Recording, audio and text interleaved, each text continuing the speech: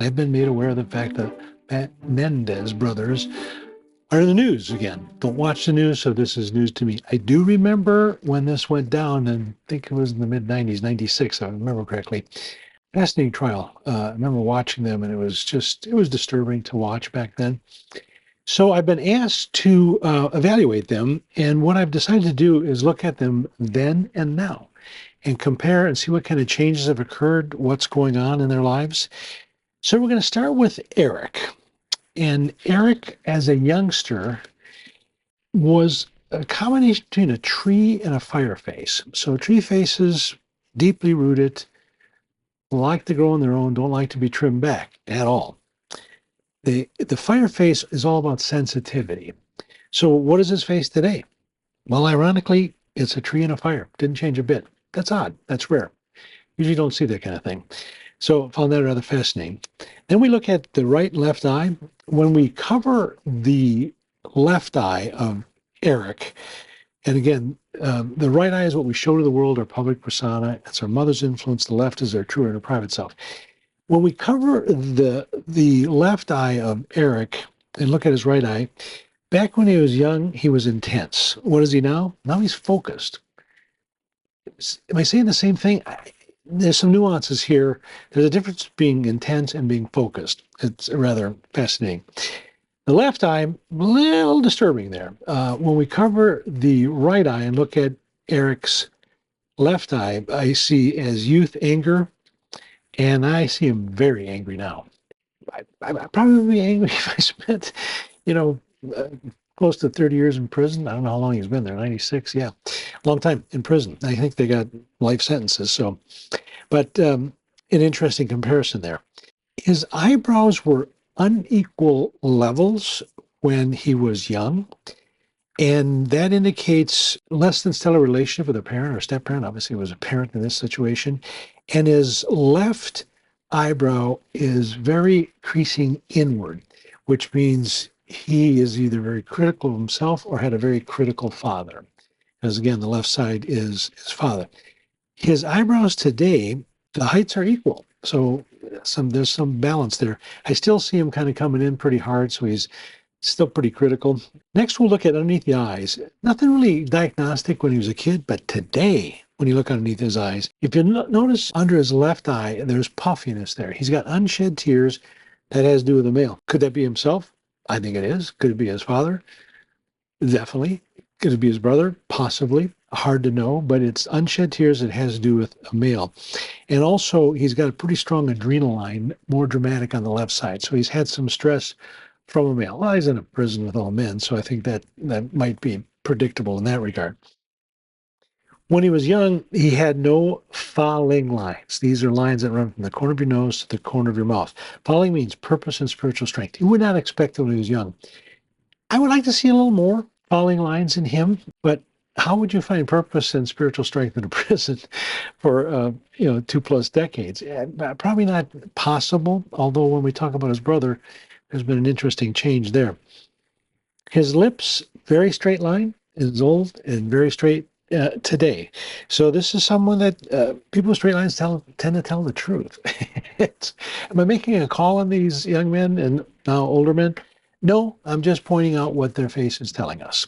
So that is Eric. So let's shift our gears towards Lyle. And Lyle, when he was young, he was kind of a iron face, strong, stable, stubborn, but then he had a little narrow chin, so he was very, very sensitive. Interesting combination at that age when you don't really know who you are and what you are. Today, he's classic iron face, strong, stable, stubborn. He's just right there. When we look at the eyes, back when he was a youth, we covered that left eye and we look at that right eye only, very intense. The left eye, that's a little disturbing. It was angry and hostile. Now, this is the interesting thing. Today, when you cover his face in today, in his right eye, there's some warmth and there's some sadness.